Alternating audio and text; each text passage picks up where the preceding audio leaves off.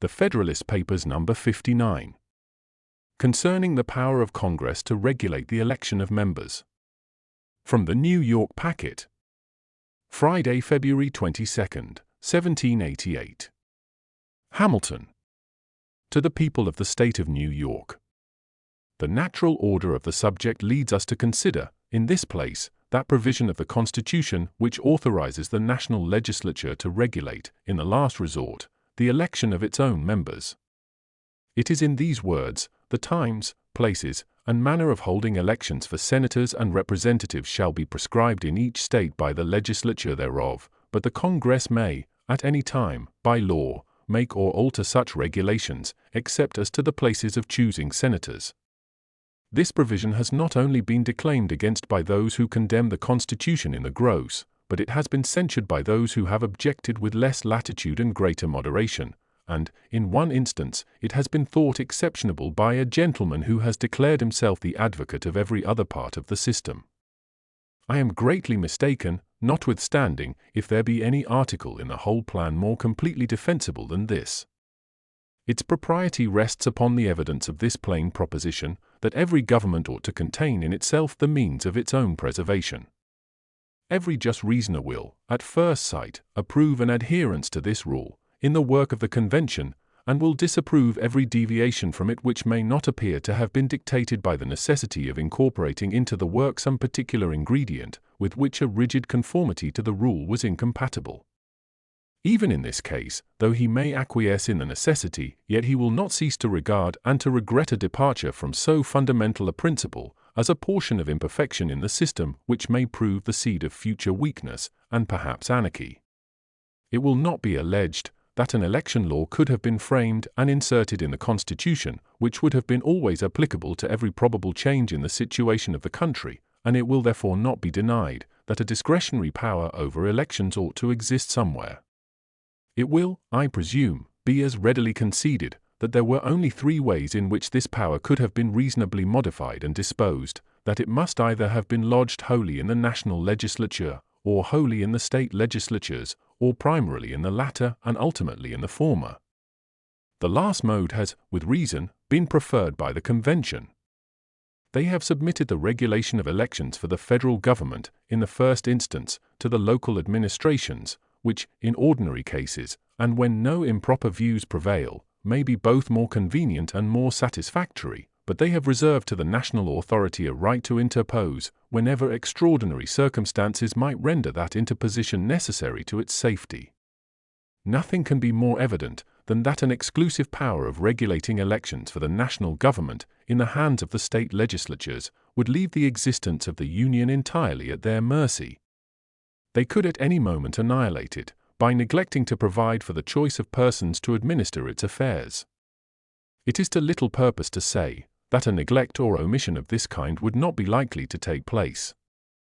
The constitutional possibility of the thing, without an equivalent for the risk, is an unanswerable objection. Nor has any satisfactory reason been yet assigned for incurring that risk.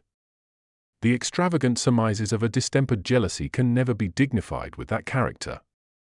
If we are in a humor to presume abuses of power, it is as fair to presume them on the part of the state governments as on the part of the general government. And as it is more consonant to the rules of a just theory to trust the Union with the care of its own existence, than to transfer that care to any other hands, if abuses of power are to be hazarded on the one side or on the other, it is more rational to hazard them where the power would naturally be placed, than where it would unnaturally be placed. Suppose an article had been introduced into the Constitution, empowering the United States to regulate the elections for the particular states, would any man have hesitated to condemn it, both as an unwarrantable transposition of power, and as a premeditated engine for the destruction of the state governments? The violation of principle, in this case, would have required no comment, and, to an unbiased observer, it will not be less apparent in the project of subjecting the existence of the national government, in a similar respect, to the pleasure of the state governments. An impartial view of the matter cannot fail to result in a conviction that each, as far as possible, ought to depend on itself for its own preservation. As an objection to this position, it may be remarked that the constitution of the National Senate would involve, in its full extent, the danger which it is suggested might flow from an exclusive power in the state legislatures to regulate the federal elections. It may be alleged that by declining the appointment of senators, they might at any time give a fatal blow to the Union, and from this it may be inferred that as its existence would be thus rendered dependent upon them in so essential a point, there can be no objection to entrusting them with it in the particular case under consideration. The interest of each state, it may be added, to maintain its representation in the national councils, would be a complete security against an abuse of the trust. This argument, though specious, will not, upon examination, be found solid. It is certainly true that the state legislatures, by forbearing the appointment of senators, may destroy the national government. But it will not follow that, because they have a power to do this in one instance, they ought to have it in every other.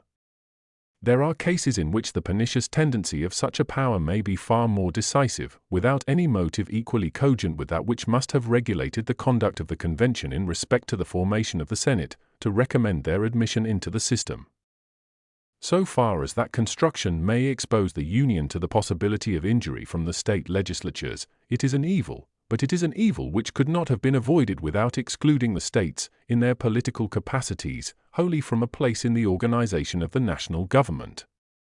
If this had been done, it would doubtless have been interpreted into an entire dereliction of the federal principle, and would certainly have deprived the state governments of that absolute safeguard which they will enjoy under this provision. But however wise it may have been to have submitted in this instance to an inconvenience, for the attainment of a necessary advantage or a greater good, no inference can be drawn from thence to favor an accumulation of the evil, where no necessity urges, nor any greater good invites. It may be easily discerned also that the national government would run a much greater risk from a power in the state legislatures over the elections of its House of Representatives, than from their power of appointing the members of its Senate. The senators are to be chosen for the period of 6 years, there is to be a rotation, by which the seats of a third part of them are to be vacated and replenished every 2 years, and no state is to be entitled to more than 2 senators. A quorum of the body is to consist of 16 members.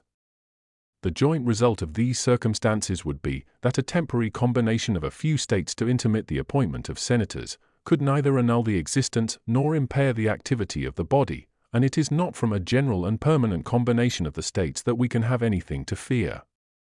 The first might proceed from sinister designs in the leading members of a few of the state legislatures, the last would suppose a fixed and rooted disaffection in the great body of the people, which will either never exist at all, or will, in all probability, proceed from an experience of the inaptitude of the general government to the advancement of their happiness, in which event no good citizen could desire its continuance. But with regard to the Federal House of Representatives, there is intended to be a general election of members once in 2 years.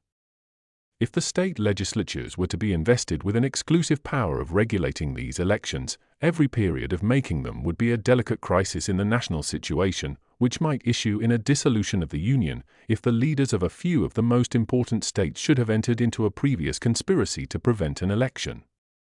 I shall not deny that there is a degree of weight in the observation that the interests of each state, to be represented in the federal councils, will be a security against the abuse of a power over its elections in the hands of the state legislatures. But the security will not be considered as complete by those who attend to the force of an obvious distinction between the interest of the people in the public felicity and the interest of their local rulers in the power and consequence of their offices.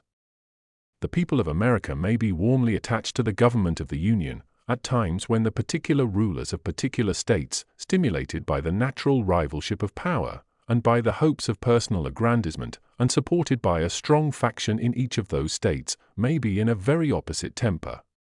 This diversity of sentiment between a majority of the people and the individuals who have the greatest credit in their councils is exemplified in some of the states at the present moment, on the present question. The scheme of separate confederacies, which will always multiply the chances of ambition, will be a never-failing bait to all such influential characters in the state administrations as are capable of preferring their own emolument and advancement to the public weal. With so effectual a weapon in their hands as the exclusive power of regulating elections for the national government, a combination of a few such men, in a few of the most considerable states, where the temptation will always be the strongest, might accomplish the destruction of the Union by seizing the opportunity of some casual dissatisfaction among the people, and which perhaps they may themselves have excited, to discontinue the choice of members for the Federal House of Representatives. It ought never to be forgotten that a firm union of this country, under an efficient government, will probably be an increasing object of jealousy to more than one nation of Europe, and that enterprises to subvert it will sometimes originate in the intrigues of foreign powers, and will seldom fail to be patronized and abetted by some of them.